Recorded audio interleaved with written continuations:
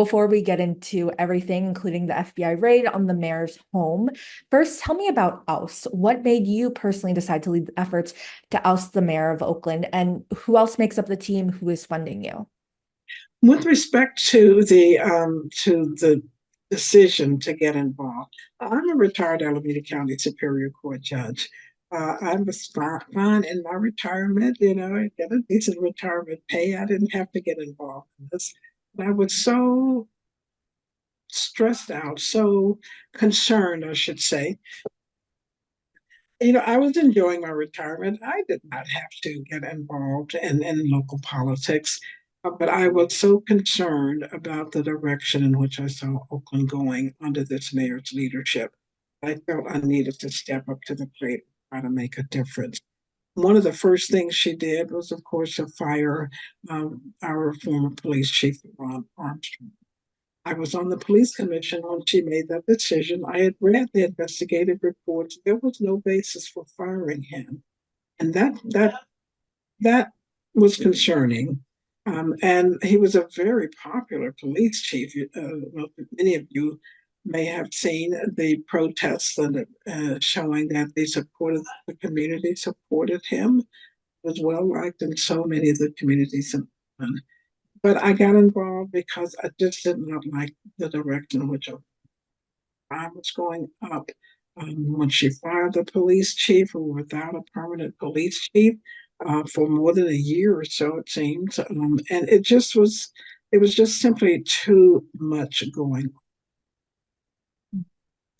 And with respect to the other people involved, we have a broad range of people on our team. We have young, old. We have Republicans, Democrats, Independents.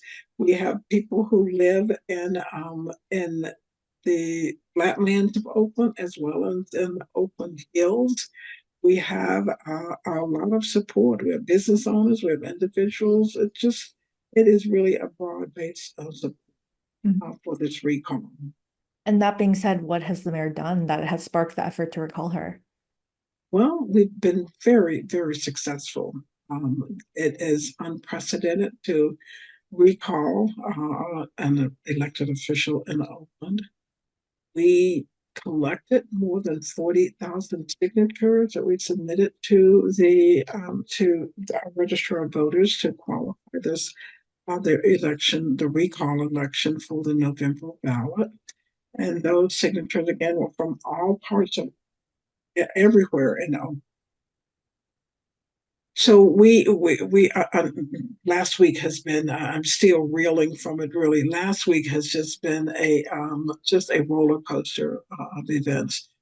On Tuesday, we got the information, the notice that our signatures were sufficient to get this on the November ballot. That was Tuesday. On Wednesday, we had a press conference announcing, that this matter would be on the November ballot, and also asking the mayor to resign and to save the city some money because she's not going to be able to recall and to survive this recall. The mayor is not going to be able to survive this recall. We collected more signatures than voted for her in the as the first place in the 2022 election.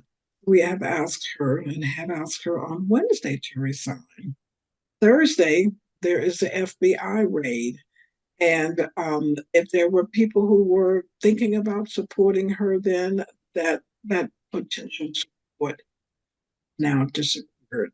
We are getting so many contacts, communications, and comments that she needs to go. She needs to go. This is a stain on Oakland's record. And even though we understand she's not been charged with anything, the reality is that her house was searched by the FBI and other law enforcement agencies, and she's going to be distracted. She needs to devote her full time to Oakland and Oakland's problems. Do that while she's wondering what's going to happen with this investigation.